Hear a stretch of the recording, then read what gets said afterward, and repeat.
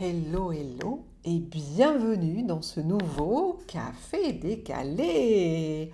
Comment allez-vous, mes chers amis?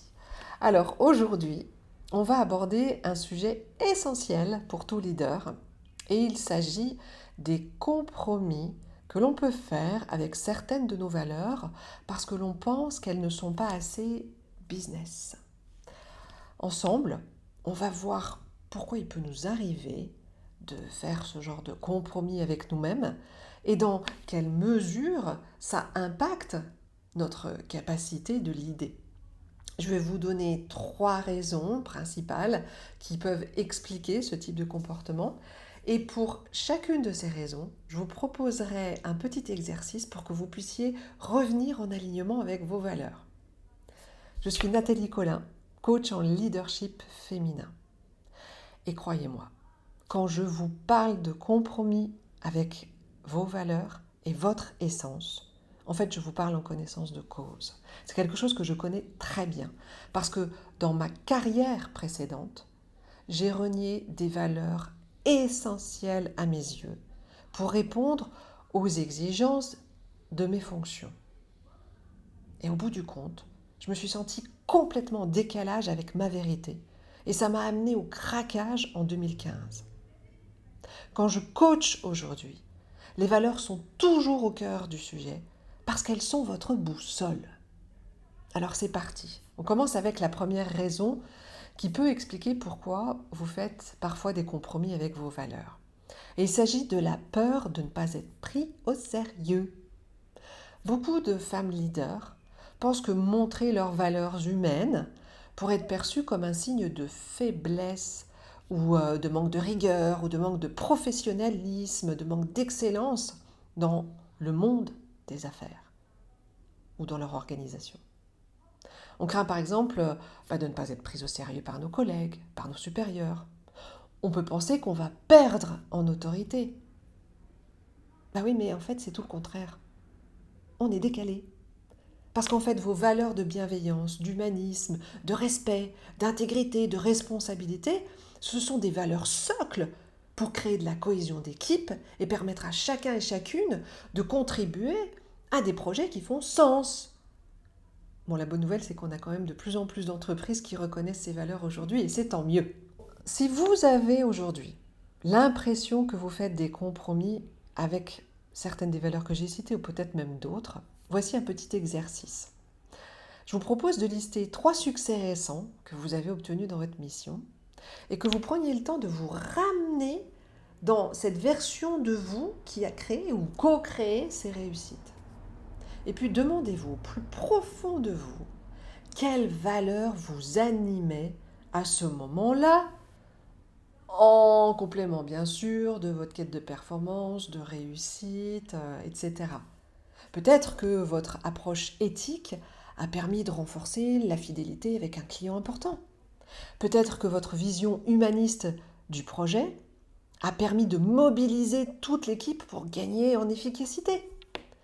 Peut-être que votre acceptation de la différence vous a aidé à identifier les perles rares à associer dans l'équipe pour pouvoir innover tous ensemble.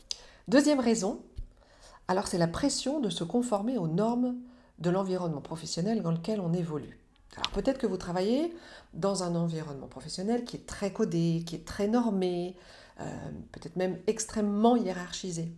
Et dans ce type d'environnement, il peut y avoir une sorte de pression, une pression qui est implicite pour se conformer et avoir à se conformer à des valeurs qui sont très en vigueur dans le secteur, mais qui parfois sont en décalage avec nos valeurs personnelles. Et sincèrement, c'est super difficile dans ce genre de situation de ne pas faire de compromis avec soi-même. Parce qu'on craint d'y perdre son job, sa réputation, la prochaine promotion, sa crédibilité. Alors si ça résonne pour vous, s'il vous plaît, ne vous jugez pas. À minima, prenez conscience des valeurs que vous ne pouvez véritablement incarner actuellement. Parce que le risque le plus important, en les mettant sous cloche, c'est de vous oublier. Une fois que vous êtes clair sur là ou les valeurs que vous ne faites pas vibrer assez en ce moment, vous pouvez choisir de les respecter et de les faire rayonner en dehors de votre travail. Et ça va vous permettre de rester en lien avec votre vérité intérieure. Et puis, rappelez-vous aussi que dans la sphère professionnelle, en fait, vous évoluez dans des tas de cercles différents. Donc, sans doute avez-vous l'opportunité de respecter un peu plus ces valeurs-là dans certains de ces cercles. Faites-le délibérément. Peut-être dans un groupe de travail en particulier ou sur un projet spécifique. En fait, vous êtes libre de moduler l'expression de vos valeurs. Et puis, troisième raison, c'est la crainte de rater des opportunités.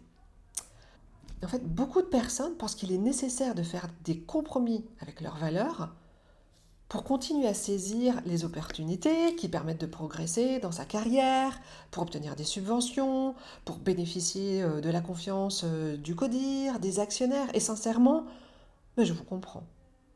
Mais pour autant, quand les temps sont durs, que vous faites face à l'imprévu ou à l'incertain, ce sont ces mêmes valeurs que vous jugez inadaptées à votre environnement professionnel qui font toute la différence, parce qu'elles permettent de traverser ces moments challengeants. Pourquoi ?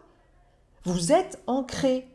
En fait, vous êtes solide, vous savez qui vous êtes au plus profond de vous-même. Et ça vous donne la confiance et l'énergie nécessaire pour accepter la difficulté et rebondir tous ensemble. C'est quand même important, non ?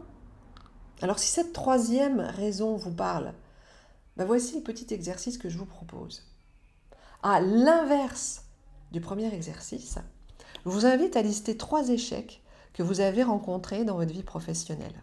Et encore une fois, s'il vous plaît, ne vous jugez pas.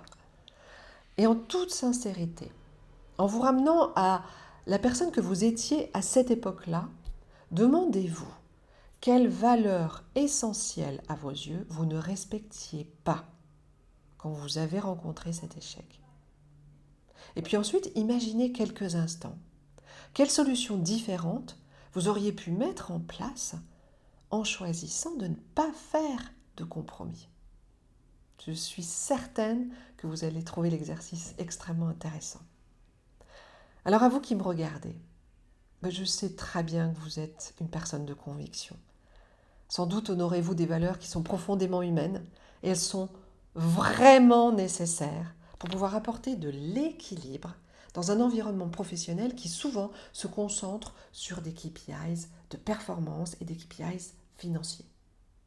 Vos équipes, vos partenaires de travail le ressentent et se sentent respectés et en confiance avec vous.